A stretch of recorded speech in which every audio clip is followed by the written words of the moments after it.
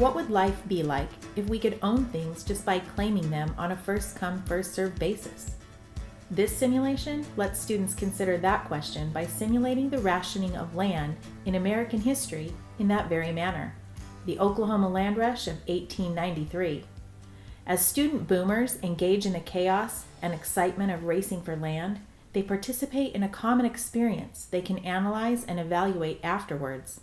The debriefing helps them sort through the experience, highlighting the exorbitant and largely unrecognized cost of this much-storied method of rationing property rights in the American West. For this activity, you will need a large open space in your classroom, sticky notes, 1 to 200 inexpensive poker chips, at least 5 per student, masking tape, 2 large bags of Hershey Kisses or similar small divisible candies, and the rules and scenario visuals included in the lesson materials. Students will be working in family groups of 4.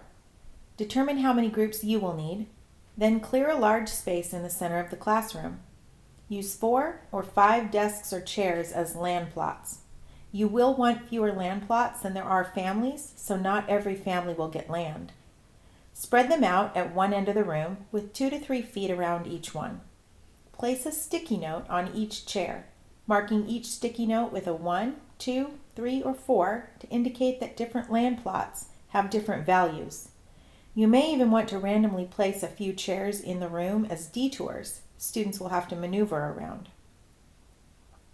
Tape a line to the floor at the other end of the room, behind which families must wait for the race to begin. Begin class with a discussion about what it means to own something.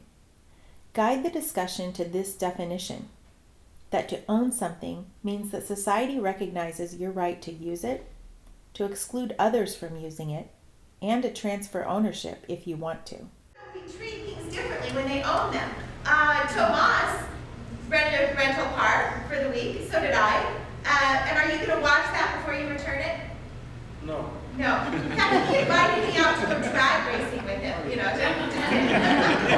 Something we might consider doing in rental cars, but maybe not our own cars, right? We treat things differently because I own it. So I have incentive to preserve the value.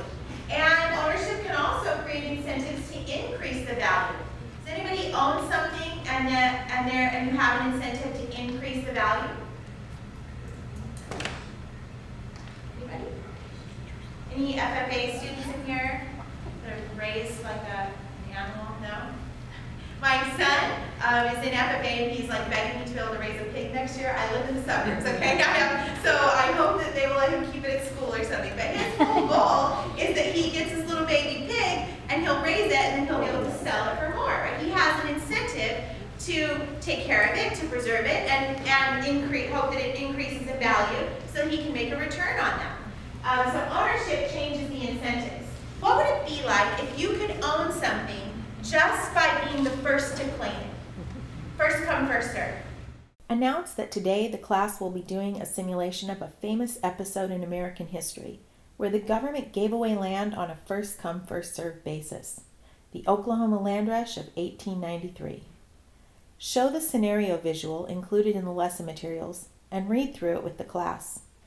Emphasize that families brought everything they owned with them, their resources packed into wagons. Congress then authorized the land rush in 1893, in which thousands of people came from all over to claim free land. Has anybody seen the movie Far and Away? Okay, so if you haven't, younger people, it's one of those kind of classic American Americana movies, but it does a great job of setting up that scene of what it would be like, maybe what it might be like to be there, at the starting point, at the jumping line, racing for that free land. Plus it has Tom Cruise and Nicole Kidman back when they were together in the movie. So Congress then, so they authorize, all these people are lining up, and that's where this game is going to start. You're going to be part of a family, and your family has spent scarce resources to get to the starting point because you want a chance at free land. So you made it there in 1893. You traveled across the country. You're very excited. You brought all your resources with you, all of your valuable possessions that your family has. They're loaded up on your wagons, That could be things like your pianos. So those are going to be represented in this game by these little plastic chips, these poker chips.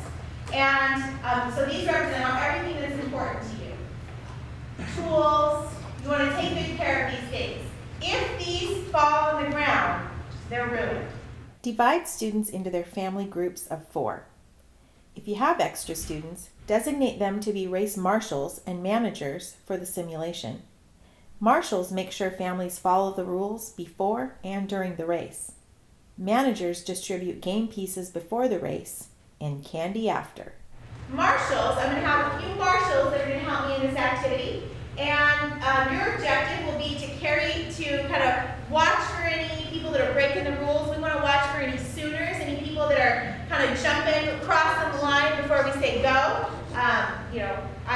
You have permission to shoot them. That's what's threatened to happen, and it could happen. So you do not want to cross the line. My marshals mean business, okay? Don't jump in the line. And then you're going to help me reward the families with candy for their job well done. All right, I'm going to number you off 1 to 12, and then I'm going to tell your family where you're going to go. So pay attention to your number, and then I'll tell you where family 1, 2, 3, 4, 5, and so on, okay? So family number 1, you're going to be right over here. Okay, family number 2, you're going to kind of be in this back corner. Family 3 is going to be around this table. Explain that in this activity, there will be candy prizes for families that get plots of land in the Cherokee Strip in the center of the classroom. Land will be allocated on a first-come, first-served basis.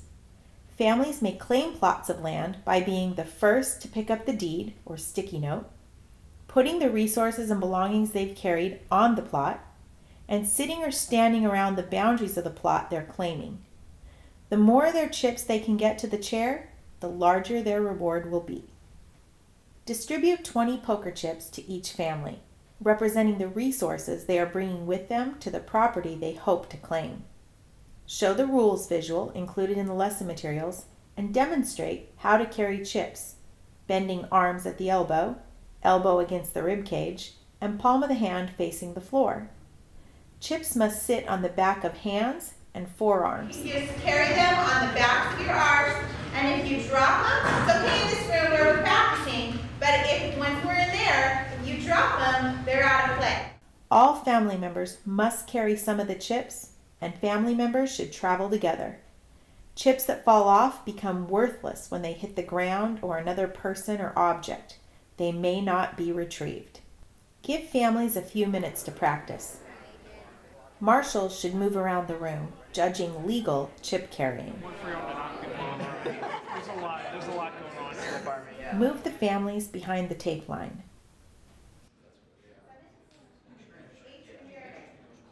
Position yourself at the other end of the room, near the land plots, so you can see who gets to each chair first. The manager can help with this task too. Remind them that to claim land, they must pull the sticky note and put their chips on the chair. Start the race with on your marks, get set, go. There's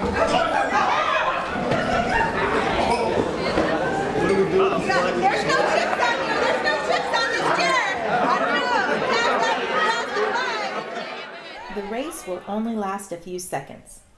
Announce that the race is over when all the chairs are claimed. Instruct families that did not get land to return behind the tape line. Enlist the marshal's help to settle any claim disputes, and there will probably be some. Then award prizes to successful boomers by multiplying the number of chips they successfully got to their land with the multiplier on their sticky note. So a family that got 12 chips on a chair and pulled the sticky note with a 1 would get 12 pieces of candy. But a family that got 9 chips on a chair and pulled the sticky note with a 3 would get 27 pieces of candy. Draw everyone's attention to the chips that have fallen all over the classroom. This will be a powerful visual to refer to during the debrief. Have students help pick up the chips and rearrange the classroom for debriefing. Raise your hand. Okay, you guys pulled one of the flags, and you had, how many chips did you get there? 12. How many chips did you start with? You lost 4 or 5 along the way? 4 or 5. One of them was our kid, but whatever. You lost 4 or 5 chips along the way. And the flag you pulled was what number?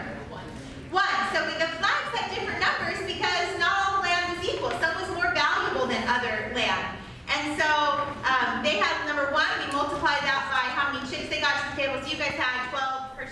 questions in the lesson materials to debrief this activity. Emphasize that just because the land was given away doesn't mean it was free.